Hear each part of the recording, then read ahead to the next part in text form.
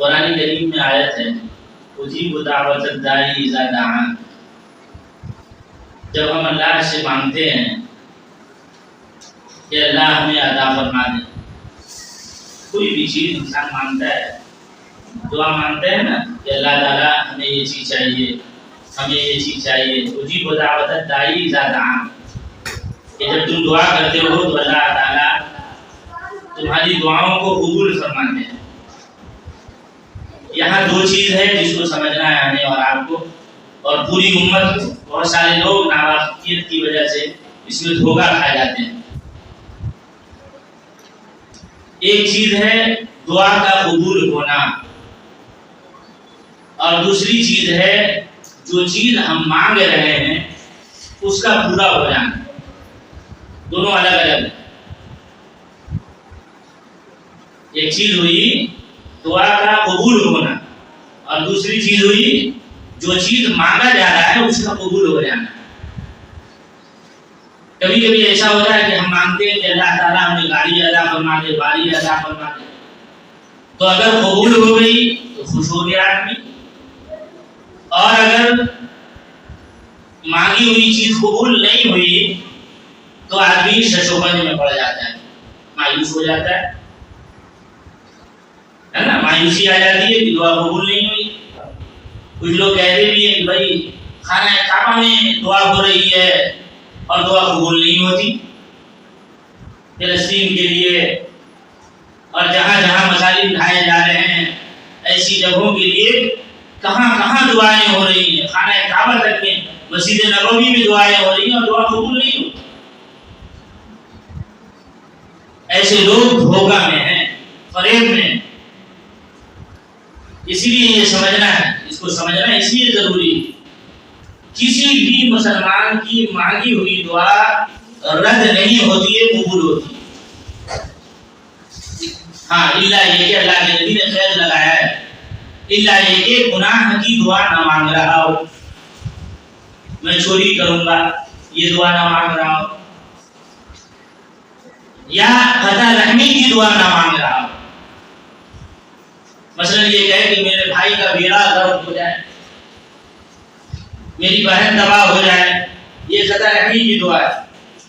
تو گناہ کی دعا نہ ہو اور قطع رحمی کی دعا نہ ہو، اس کے علاوہ جتنی دعا اہل ایمان اور مسلمان مانگتے ہیں وہ تمام دعائیں قبول ہوتی ہیں. وہ تمام دعائیں قبول ہوتی ہیں. اس لیے اللہ کے نبی صلی اللہ علیہ وسلم نے اور قرآن پاک نے اجیب دعوت الداعی اذا دعان فرمایا کہ بندے نے حاضری لگائی، اللہ نے حاضری کو قبول فرما لیا. اللہ نے حاضری کو قبول فرما لیا. اب مانگی ہوئی چیز کو دینا یا نہ دینا اللہ تعالیٰ کی حکمت اور مصلحت پر موقع. اس کو مثال سے سمجھیے کہ ایک آدمی بچہ بیمار ہے، بخار ہو گیا اس سے، بچہ گھر میں ہے اور ابا جان بھی بیٹھے ہوئے ہیں. اچانک باہر سے آواز آتی ہے، ٹھنڈا بیچنے والا، آئس کریم بیچنے والا آواز دیتا ہے. اب بچہ تو ضدی ہے، بچہ آواز سنا، ٹھنڈا آ گیا، آئس کریم آ گیا، برف آ گیا. اب بچہ بولتا ابو کو چاہیے چاہیے چاہیے چاہیے. اب ابو نے کسی کو پیسہ دیا کہ جاؤ لے کے آؤ، لیکن وہ آدمی سمجھدار تھا، وہ گیا ادھر ہی سے غائب ہو گیا، آیا ہی چند منٹ میں بچہ بھول گیا. چند منٹ میں بچہ بھول گیا، معاملہ ختم. بچے کی ضد بھی ابا نے پورا کر دیا اور بچہ خاموش بھی ہو گیا. تو اللہ تبارک و تعالیٰ علیم و حکیم ہے.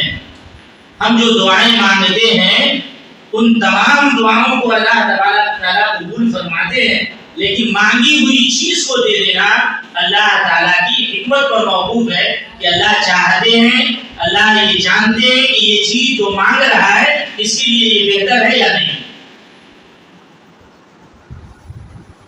اگر بہتر ہوتی ہے تو اللہ تعالیٰ دے دیتے، نہیں بہتر ہوتی ہے تو مؤخر کر دیتے. میرے نبی کی ایک حدیث سے آقا ارشاد فرماتے ہیں کہ قیامت کے دن جب انسان اپنے مانگی ہوئی دعا کا صلہ اور اجر دیکھے گا تو کہے گا یا لیتا لم يعجل له شيء من دعائه.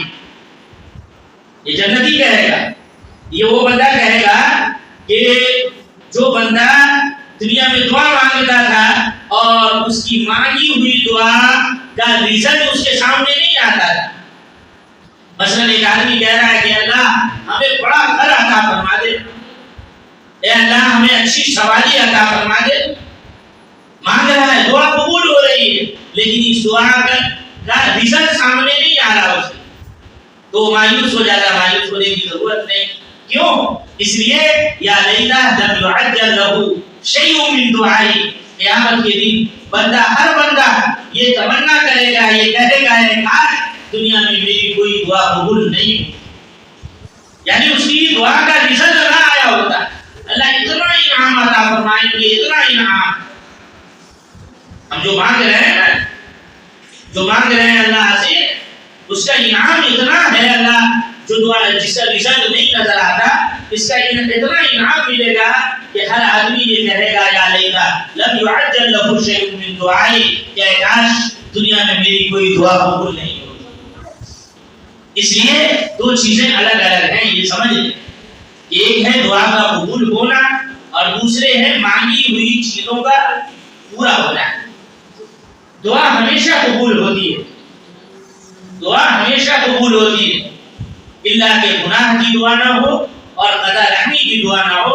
مسلمان جو بھی مانگتا ہے اللہ تبارک و تعالیٰ تمام دعاؤں کو قبول فرماتے ہیں. اس لیے یہ کہنا اور یہ فکر بنا لینا کہ خانہ کعبہ سے دعائیں ہو رہی ہیں، مسجد نبوی سے دعائیں ہو رہی ہیں، لیکن فلسطین میں حالات میں تبدیلی نہیں آ رہی ہے، دنیا کے حالات میں تبدیلی نہیں آ رہی ہے، اس کا مطلب یہ ہے کہ ہماری دعاؤں میں توڑ ہے، ہماری دعائیں قبول نہیں ہو رہی ہے. یہ سراسر غلط نظریہ ہے. یہ سراسر کیا ہے؟ غلط نظریہ ہے. ایسے نظریوں کو بدلنے کی ضرورت ہے. اللہ رب العزت یقیناً ہم اور اہل ایمان کی دعاؤں کو قبول فرماتے ہیں. اس لیے بندہ کو چاہیے کہ خوب دعا کرے، اللہ سے خوب مانگے، اپنے رب سے تھکنا نہیں ہے، روزانہ مانگنا ہے. صحت مانگو، عافیت مانگو، تندرستی مانگو، اپنے لیے، اپنے ماں باپ کے لیے دعائیں مانگو، اپنے خاندان والے کے لیے دعائیں مانگو، خوب مانگو، روزانہ مانگو. اللہ کو مانگنے والا بندہ محبوب ہے. جو نہیں مانگتا وہ تو مردود ہے اللہ کے نزدیک. ان الذين يستكبرون عن عبادتي، کہ جو لوگ اللہ کی عبادت سے تکبر کرتے ہیں، سيدخلون جہنم داخلين، اللہ تبارک و تعالیٰ ایسے لوگوں کو اٹھا کر جہنم میں پھینک دیں گے. مفسرین نے لکھا یہاں عبادت سے مراد دعا ہے، کہ جو لوگ دعا نہیں مانگتے وہ ہے مذموم، وہ برے لوگ ہیں. اس لیے اللہ سے دعائیں مانگنا، خوب مانگنا، اور اس یقین کے ساتھ مانگنا کہ اللہ تعالیٰ ضرور اس دعا کو قبول فرمائے. ہو ہی نہیں سکتا کہ میرا رب جو ہے میری دعا کو قبول نہ کرے. ایمان کے شرط میں یہ ہے کہ اللہ تبارک و تعالیٰ ہماری مانگی ہوئی دعاؤں کو قبول فرماتے ہیں. تو انشاءاللہ دعاؤں کا اہتمام کرنا ہے.